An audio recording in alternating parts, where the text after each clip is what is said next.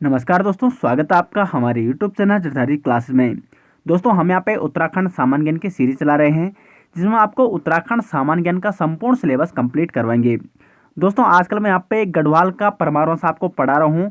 गढ़वाल के परमार वंश से संबंध मैंने पहले ही 6 वीडियो बना चुके हैं जिससे मैंने आपको बताया था कि गढ़वाल में परमार वंश का उदय कैसे हुआ और कुछ महत्वपूर्ण राजाओं के बारे में मैं पहले ही आपको बता चुका हूँ इन 6 वीडियो में। आज मैं आपको पार्ट 7 में बताऊँगा प्रद्युम्न शाह एवं सुदर्शन शाह के बारे में। ये बहुत ही इंपॉर्टेंट राजा है गढ़वाल के परमार वंश की दृष्टि से, क्योंकि इनसे बहुत सारे क्वेश्चन पूछ जाते हैं और ये बहुत ही महत्वपूर्ण राजा है प्रद्युम्न शाह एंड सुदर्शन शाह। इससे पहले मैं गढ़वाल के आदि ऐतिहासिक काल, गढ़वाल के ऐतिहासिक काल, कुड़िन एंड कत्यूर राजवंश पे मतलब जो इतिहास है, इससे पहले जितना भी इतिहास है गढ़वाल का या उत्तराखंड का, उसमें मैं पहले ही वीडियो बना चुका हूँ। यदि आपने अभी तक वो वीडियो नहीं देखी है तो मैंने पूरी डिटेल से वो वीडियो वहाँ पे बना रखी है। यहाँ पे मैं उत्तराखंड सामान्य ज्ञान की जो वीडियो बना रहा हूँ पूरी डिटेल्स जितना हो सके उतना आपको यहाँ पे बताने की कोशिश कर रहा हूँ, तो इसलिए आप यहाँ पे अच्छे से पढ़िए और अच्छे से नोट्स बना सकते हैं। तो आइए दोस्तों आज की वीडियो शुरू करते हैं। दोस्तों हम आपके ला रखे हैं उत्तराखंड जीके ऐप, जिसका लिंक आपको इस वीडियो के डिस्क्रिप्शन में मिल जाएगा। इस ऐप में आपको उत्तराखंड सामान्य ज्ञान के संपूर्ण notes, Uttarakhand previous year paper and साथ ही साथ Uttarakhand GK MCQ practice set आपको प्रोवाइड किए जाएंगे। तो इस वीडियो के डिस्क्रिप्शन में उस ऐप का लिंक दे रखा है, उसके थ्रू आप हमारे उत्तराखंड जीके ऐप को डाउनलोड कीजिए और इस ऐप का आप लुत्फ उठाइए। दोस्तों तो आज मैं आपको बताऊंगा यहाँ पे प्रद्युम्न शाह एवं सुदर्शन शाह के बारे में, जो कि गढ़वाल के परमार वंश के प्रमुख राजा हैं। तो पहले बात करते हैं प्रद्युम्न शाह के बारे में। इससे जो पिछली वीडियो थी उसमें मैंने आपको बताया था कि ललित शाह ने किस प्रकार कुमाऊं पे आक्रमण किया था और कुमाऊं में उसने अपने पुत्र प्रद्युम्न शाह को राजगद्दी पर बिठाया था, और उसके बाद जब उसकी मृत्यु हो जाती है तो गढ़वाल पर कौन बैठता है, उसका पुत्र जयकृत शाह। लेकिन अब क्या होता है कि उसमें मैंने पिछली वीडियो में पूरी डिटेल्स बताई थी। तो अगर आपने अभी तक पिछली वीडियो नहीं देखी तो उस वीडियो को आप जरूर देखिएगा, क्योंकि जब तक आपने वो पिछली वीडियो नहीं देखी है तब तक आपको ये वीडियो नहीं समझ आने वाली। तो इसलिए इससे पहले वो पिछली वीडियो आपको देखनी जरूरी है।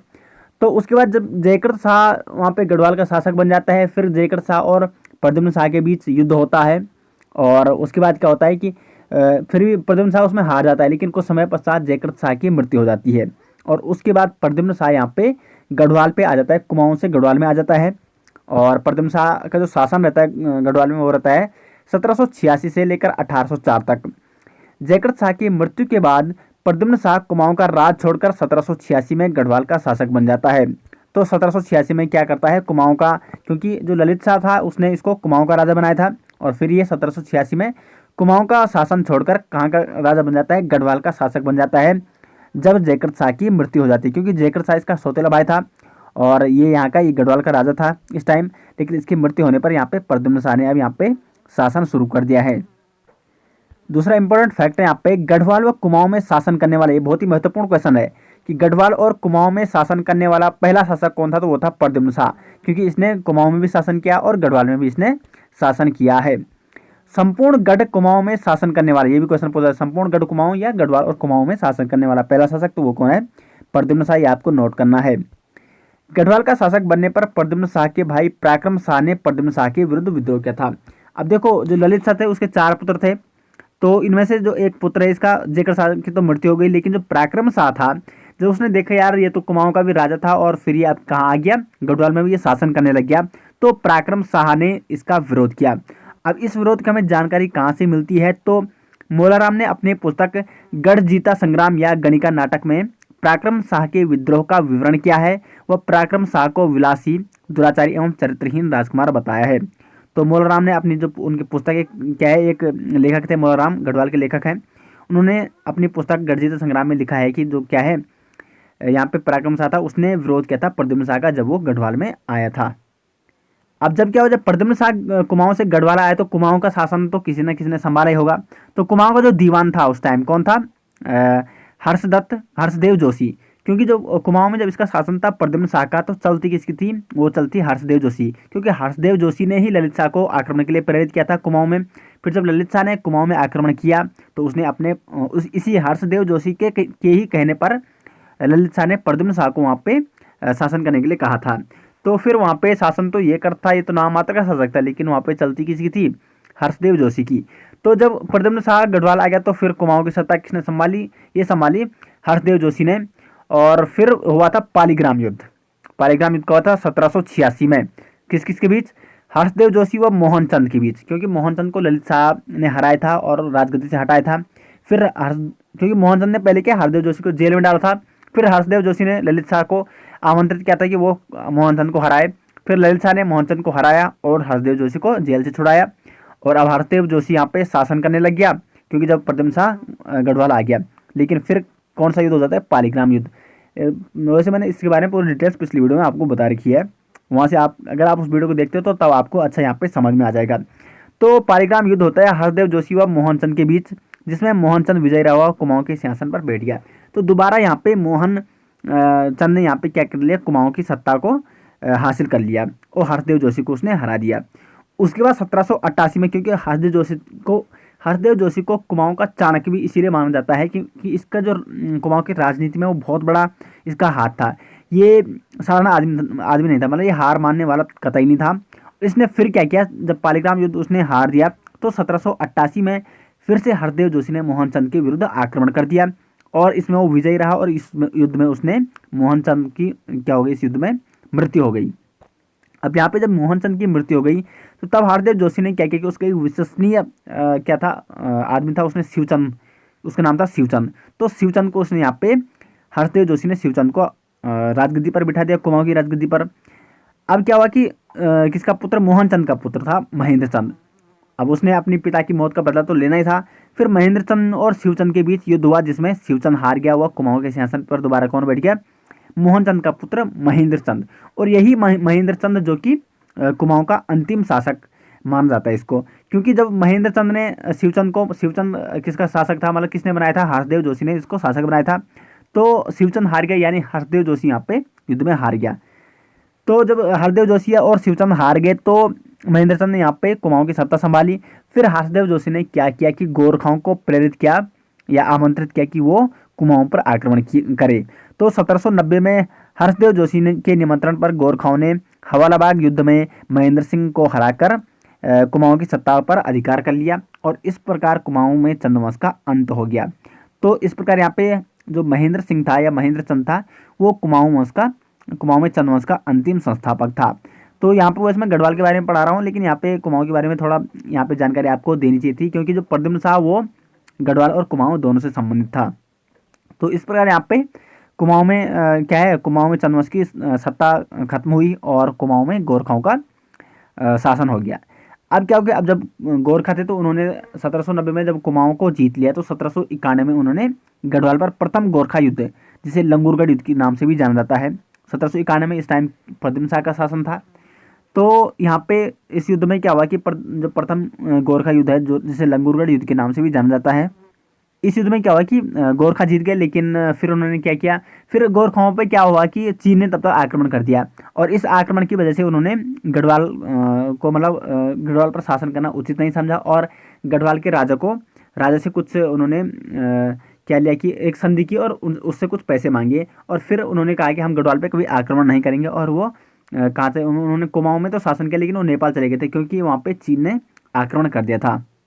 अब क्या हुआ कि प्रद्युम्न शाह के शासनकाल में 1795 में गढ़वाल में भयंकर अकाल पड़ा और एक बहुत बड़ा भूकंप भी आया 1 सितंबर 1803 को, जो कि सबसे बड़ा भूकंप भी माना जाता है और सबसे विनाशकारी भूकंप भी माना जाता है गढ़वाल का। 9.0 इसकी तीव्रता थी और ये कहाँ आया था? इसका जो पॉइंट था वो था, सेंटर था इसका बद्रीनाथ में। तो इस विनाशकारी जब भूकंप आए तो इसमें क्या हुआ था कि मतलब बहुत हानि हो गई, अकाली पड़ा यहाँ पे गढ़वाल में। तो यहाँ पे इसकी जो शक्ति थी प्रद्युम्न शाह की वो बिल्कुल क्षीण हो गई थी। फिर 1803 में क्या हुआ कि गढ़वाल पर द्वितीय गोरखा युद्ध, जिसे बाड़ाहाट युद्ध के नाम से भी जाना जाता है, उत्तरकाशी में हुआ। ये कहाँ हुआ था? बाड़ाहाट उत्तरकाशी को कहा जाता था पहले। तो जो द्वितीय गोरखा युद्ध हुआ गढ़वाल में हुआ था बाड़ाहाट उत्तरकाशी में। और फिर यहाँ पे गढ़वाल और गोरखा सेना के बीच तीसरा युद्ध जो हुआ था चमुआ या चंबा में, ठीक है, टिहरी के चंबा में।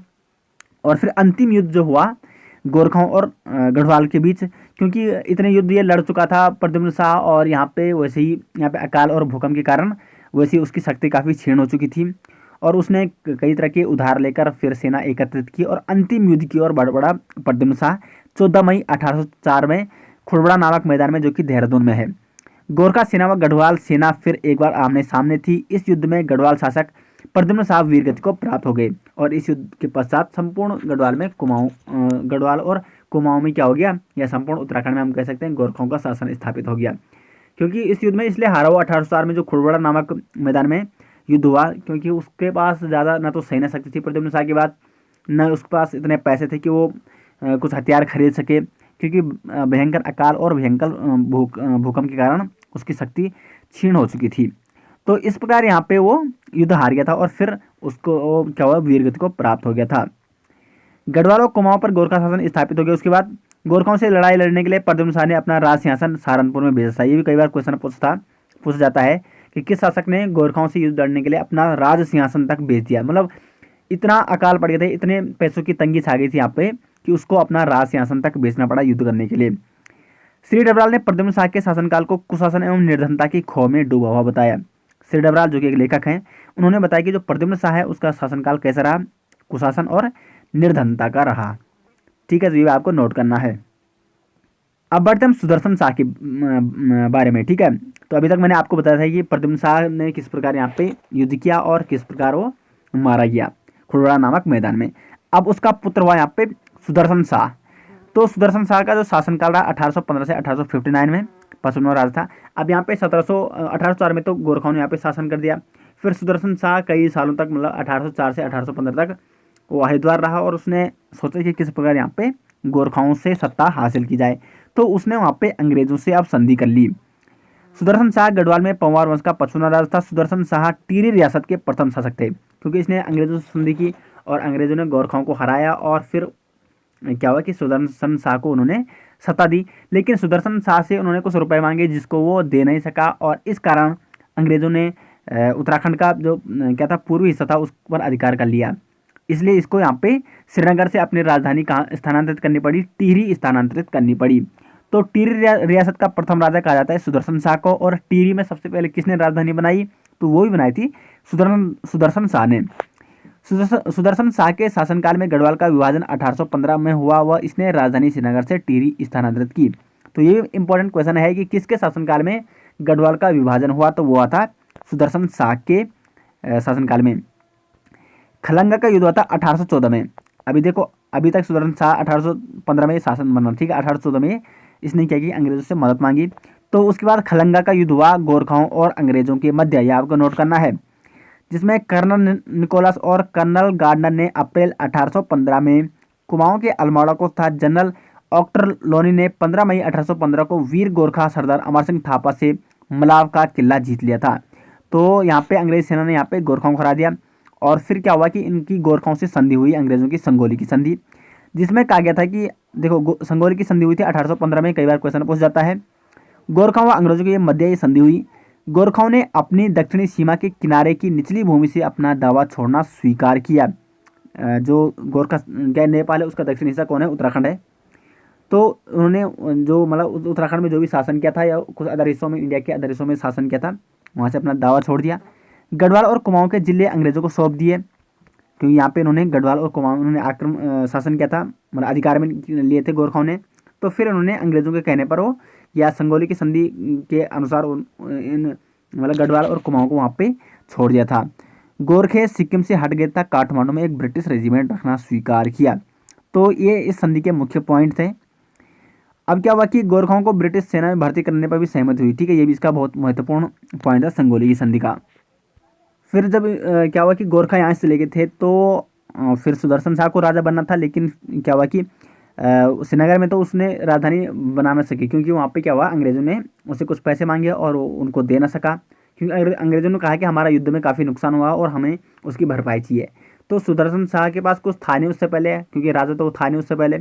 फिर वो दे नहीं सका और अंग्रेजों ने उसका गढ़वाल का यहाँ पे पूर्वी हिस्सा उससे ले लिया और पूरा कुमाऊं भी उससे, कुमाऊं तो उन्होंने लेना ही था क्योंकि कुमाऊं कोई शासक नहीं था। तो 28 दिसंबर 1815 को सुदर्शन शाह ने राजधानी श्रीनगर से टिहरी स्थानांतरित की। सुदर्शन शाह ने त्रिखंडीय भवन, पुराना दरबार के नाम से भी जाना जाता है इसको, का निर्माण टिहरी में कराया था, जिसको बनाने में 30 वर्ष का समय लगा और 1848 में ये इसका निर्माण पूरा हुआ था। तो पुराना दरबार या त्रिखंडीय भवन का निर्माण किसने किया था, तो वो क्या था, सुदर्शन शाह ने। सुदर्शन शाह के शासनकाल में 6 फरवरी 1819 को अंग्रेजी पर्यटक मूरक्राफ्ट, कई बार ये क्वेश्चन आ रखा है एग्जाम में कि मूरक्राफ्ट टिहरी कब आया था, तो वो आया था 1819 में सुदर्शन शाह के शासनकाल में। 1857 के विद्रोह के समय सुदर्शन शाह ने अंग्रेजों की मदद की, क्योंकि वो क्या था, अंग्रेजों ने युद्ध में उसकी मदद की थी और अंग्रेजों से इसके अच्छे संबंध थे। तो अंग्रेजों का कहना तो इसको मानना ही पड़ा था। इसलिए जब 1857 का पूरे भारत में क्या हुआ था, विद्रोह हुआ था, 1857 का विद्रोह, तो यहाँ पे गढ़वाल में वो विद्रोह का असर कम हुआ, क्योंकि यहाँ का जो राजा था उसने अंग्रेजों का कहना माना और 1857 में उसने अंग्रेजों का वहाँ पे साथ दिया था। और इस समय जो गढ़वाल का कमिश्नर था, अंग्रेजी कमिश्नर, वो था हेनरी रैमजे। ये कई बार क्वेश्चन पूछा था कि 1857 के विद्रोह के समय गढ़वाल का कमिश्नर कौन था, तो वो था हेनरी रैमजे। सुदर्शन शाह ने सभासार ग्रंथ की रचना की, जिसमें देखो सुदर्शन शाह एक कवि भी था, ठीक है, और इसने सभासार नामक ग्रंथ की रचना कर रखी है, जिसमें गढ़वाल के परमाणुओं से संबंध कई तथ्य सामने आते हैं या कई तथ्य मिलते हैं। और इसमें टोटल कितने खंड है, तो वो है 7 खंड। दोस्तों यदि आपको इसके नोट्स चाहिए तो डिस्क्रिप्शन में आपको हमारे ऐप का लिंक मिल जाएगा, वहाँ से आप हमारे ऐप को डाउनलोड कीजिए। और ये जो सारे मैं जितने भी यहाँ पे उत्तराखंड जी के आपको पढ़ाता हूँ वो आपको वहाँ पे मिल जाएंगे। और यहाँ पे जैसे जैसे मैं आगे वीडियो बनाते रहूँगा तो सारे नोट्स उसमें आपको वीडियो के मतलब वीडियो जैसी पढ़ती है तो वहाँ पे नोट्स भी वहाँ पे अपलोड हो जाते हैं। आपको उसको अपडेट करने की ज़रूरत नहीं है, वहाँ पे अपने आप वो नोट्स वहाँ पे क्या हो जाते हैं, अपडेट हो जाते हैं। सुदर्शन शाह को सूरत कवि भी कहा जाता है, ठीक है। तो ये क्या है, कवि था और इसने सभासार नामक ग्रंथ की इसने रचना की थी। लेकिन यहाँ पे वो जब रचना करता तो सुदर्शन शाह नहीं लिखता था, बल्कि सूरत कवि के नाम से वो कविताएं या लेख लिखता था। सुदर्शन शाह का जो राजकर्ता वो था हरिदत्त शर्मा। सुदर्शनोदय काव्य की रचना की थी कुमुचानंद, और सुदर्शन दर्शन कविता पुस्तक के लेखक हैं वो है मोलराम। तो इन पुस्तकों में हमें विवरण मिलता है सुदर्शन शाह के शासन के बारे में। तो ये तो मैंने आपको बता दिया सुदर्शन शाह के बारे में और प्रद्युम्न शाह के बारे में। मैंने पूरी डिटेल्स आपको यहाँ पे नोट्स बता दिया है जितना हो सकता था। और यदि आपको इसके नोट्स चाहिए तो डिस्क्रिप्शन में आपको हमारे ऐप का लिंक मिल जाएगा और वहाँ से आप इसके नोट्स ले सकते हैं। तो दोस्तों आशा करते हैं आपको वीडियो पसंद आई है। वीडियो पसंद आई तो वीडियो को लाइक और शेयर जरूर कीजिएगा, और चैनल में पहली बार आए तो चैनल को सब्सक्राइब जरूर कीजिएगा। मिलते हैं नेक्स्ट वीडियो के साथ, तब तक के लिए धन्यवाद।